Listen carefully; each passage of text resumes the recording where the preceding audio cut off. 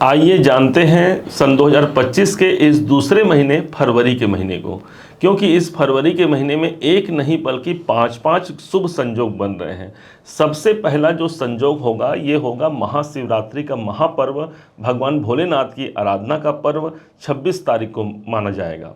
दूसरा बड़ा कारण होगा इस महीने को सर्वश्रेष्ठ बनाने का, वो होगा ठीक 4 तारीख को देवगुरु बृहस्पति का वक्री अवस्था से मार्गी अवस्था आ जाना। पांचवा कारण होगा मंगल भी अभी वक्री चल रहे हैं, वो भी मार्गी हो जाएंगे। चौथा कारण होगा त्रिग्रह योग बनेगा सूर्य बुध और शनि का। साथ ही साथ जो पांचवा महत्वपूर्ण कारण होगा वो आपके अपने ही राशि के स्वामी शुक्र इस पूरे महीने उच्च की स्थिति पर रहेंगे। इन पांचों ग्रहों के प्रभाव से, इन पांचों कारणों के प्रभाव से कौन से शुभ परिणाम वृषभ राशि को निकल के सामने आ रहे हैं, आज इस बात को सार्थकता को हम सिद्ध करने जा रहे हैं।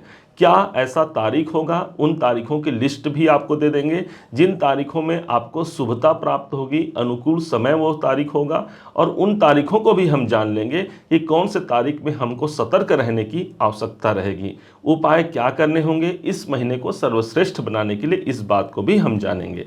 समझते हैं क्या है।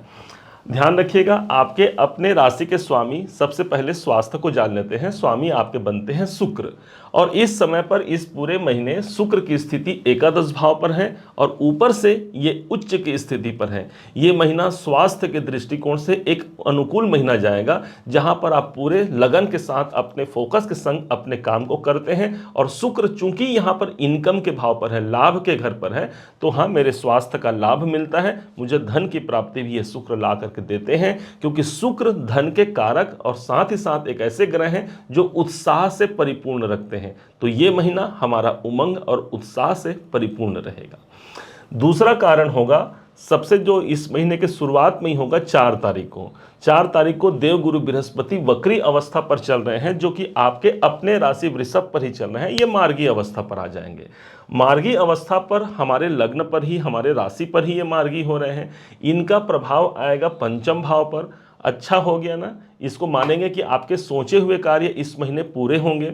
इनकी एक दृष्टि आ रही है सीधे भाग्य के घर पर। भाग्य उन्नति का हमको सहारा मिलेगा, हमारे पिताजी का, हमारे बड़ों बुजुर्गों का हमको आशीर्वाद मिलेगा, और इस समय पर हम अपने भाग्य की अच्छी परिकल्पना कर सकते हैं।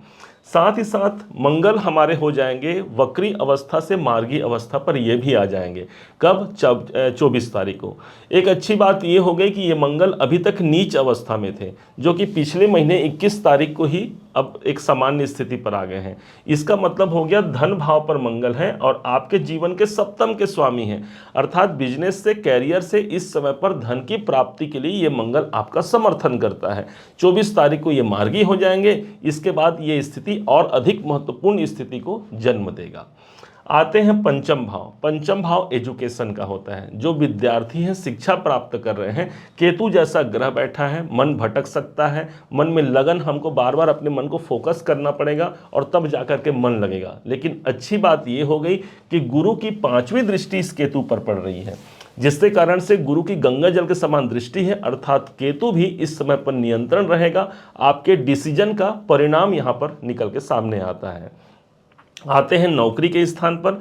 नौकरी घर के स्वामी शुक्र हैं। शुक्र इस पूरे महीने इनकम के भाव पर गए रहेंगे, अर्थात इस समय पर नौकरी में, कामकाज में आपका मन भी लगता है और आप वहां से कोई बड़े लाभ का अवसर भी प्राप्त करते हैं। कोई इंक्रीमेंट का अवसर भी यदि इस समय पर बनता है तो वो आपके पक्ष में आने की संभावना अच्छी रहेगी। हाँ, स्थानांतरण का योग बहुत ज़्यादा मजबूत नहीं होता है। स्थानांतरण का योग हमको अगले जो गोचर आएगा, मतलब मार्च में ये योग बनेगा, जब शुक्र हमारे 12वें घर पर चले जाएंगे। आते हैं बिजनेस पॉइंट को समझने के लिए। सप्तम भाव आपका बिजनेस है, आपका व्यापार है। व्यापार भाव के स्वामी मंगल हैं। मंगल स्वयं धन भाव पर गए हैं। अच्छी स्थिति हो गई ना, मतलब आप जो काम करेंगे, जो बिजनेस आप कर रहे हैं, व्यापार इस समय पर क्या देगा आपको? तो धन देगा, क्योंकि धन भाव पर हमारे मंगल सप्तमेश हैं। दाम्पत्य जीवन, दाम्पत्य भाव के स्वामी भी हमारे सप्तम भाव पर हैं, तो इस समय पर कुटुंब में कोई मांगलिक कार्य का अवसर बनना, विवाह इत्यादि की संभावनाओं का फिक्स होना। सप्तम के स्वामी धन भाव पर हैं। आपके जीवन साथी या जीवन संगिनी के लिए एक धन का सोर्स उनके जीवन पर भी बन सकता है। आते हैं नवम भाव पर, जो आपके भाग्य को प्रदर्शित करता है। सबसे अच्छी बात हो गई कि भाग्य भाव पर सूर्य और बुध की युति है, जो आपस में एक बुधादित्य नाम का राजयोग बना रहे हैं। तो इस महीने हमको 11 तारीख तक वो राजयोग विशेष फलदायी देखने को मिलेगा। ठीक जैसे 11 तारीख का डेट आता है, यही बुध एक घर आगे चले जाएंगे और साथ में ठीक 12 तारीख को सूर्य भी एक घर आगे प्रविष्ट हो जाएंगे और यहीं पर निर्माण हो जाएगा त्रिग्रही योग, जहां पर सूर्य, शनि और बुध एक संग रहेंगे। और इससे भी अच्छी बात हो गई कि ये इस समय जो होगा वो हमारे कैरियर का स्थान है, जहां पर त्रिग्रही योग बनेगा।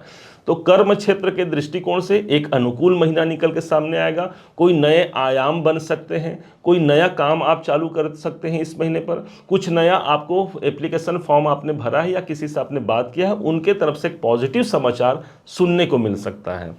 अब ये कैरियर भाव की बात हुई। अब आते हैं इनकम के घर पर। इनकम के घर पर राहु और शुक्र हैं। शुक्र हमारा धन है, हमारा पैसा है, तो राहु के पास अत्यधिक बढ़ोतरी है।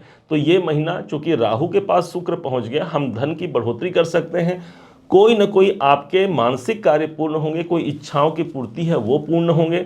इस महीने कुछ ऐसा योग बनेगा जहां पर कुंभ राशि में ही शनि, सूर्य और बुध रहेंगे और आपके वृषभ राशि के 10वें भाव पर होंगे। अर्थात ये महीना आपको कुंभ स्नान के लिए प्रेरित करेगा। 144 साल के बाद ऐसा कुंभ महायोग बन रहा है। हो सकता है आप अपने परिवार या मित्रों के साथ उस कुंभ स्नान में स्नान करने जा सकते हैं। ओवरऑल देखा जाए एक महत्वपूर्ण महीना रहेगा जहां बहुत कुछ पॉजिटिव सिचुएशन बनने जा रहे हैं। अब जान लेते हैं उन तारीखों को जो तारीख आपके लिए शुभ होंगे और उन तारीखों को भी जानेंगे जो तारीख में आपको सतर्क रहना है। नोट कर सकते हैं, फरवरी 2024 में जो शुभ तारीखें होंगी आपके लिए वो होगा 2 तारीख, 3, 6, 7, 10 और 11 तारीख अनुकूल स्थिति को जन्म देगा। इसके विरुद्ध जिन तारीखों में सतर्क रहना है, 4 फरवरी, 5, 13, 14, 22, 23 और 24 तारीख हमको सतर्क रहने की आवश्यकता रहेगी। यदि इन तारीखों में भी कोई आवश्यक कार्य करना पड़ भी जाए तो अपने गुरुवर का आशीर्वाद लेकर के, अपने इष्ट देव का सुमिरन करके आप अपने कार्य को प्रारंभ कर सकते हैं। अब आते हैं उपाय। क्या इस महीने के सर्वश्रेष्ठ उपाय रहेंगे जिससे इस महीने को हम बहुत बेहतरीन बना सकते हैं? ध्यान दीजिएगा, इस पूरे समय पर एक ऐसा संजोग रहेगा जहां पर पंचम भाव पर केतु विराजमान है। इस महीने यदि कहीं पर साधु सन्यासी दिख जाते हैं, उनको आप कुछ भी दान कर दीजिए, चाहे वस्त्र का हो, चाहे भोजन का हो, या कुछ उनकी आवश्यकताओं की सामग्री आप दान करते हैं, ये केतु आपका अनुकूल परिणाम इस महीने निकाल करके देगा। दूसरा कारण होगा, यदि घर में सीढ़ी है तो सीढ़ी को इस समय पर स्वच्छ रखिए। कोशिश कीजिए आप अपने हाथों से ही कम से कम एक बार सीढ़ी को साफ रख दें या फिर किसी दूसरे के माध्यम से भी उसे साफ करवा सकते हैं। ये इस महीने के सर्वश्रेष्ठ महीने कारण होंगे। भगवान गणपति जी का ओम गंग गणपतये नमः का जाप इस महीने को सर्वश्रेष्ठ बनाएगा। उम्मीद है आप सबने इसे समझा, आप सबने इसे जाना है। यदि आपने इसे समझा है, जाना है, मेरे समझाने का प्रयास यदि आपको सार्थक लगा हो, मेरे समझाने का तरीका यदि आपको सार्थक लगा हो, तो हर बार की भांति इस बार भी अपना प्यार भरा लाइक और कमेंट करना कभी मत भूलिएगा। और हाँ, यदि अभी तक आपने चैनल को सब्सक्राइब नहीं किया है, सब्सक्राइब जरूर कीजिएगा। पुनः एक बार फिर आप सभी का दिवस बहुत मंगलमय हो, इन्हीं शुभकामनाओं के साथ। जय श्री राम।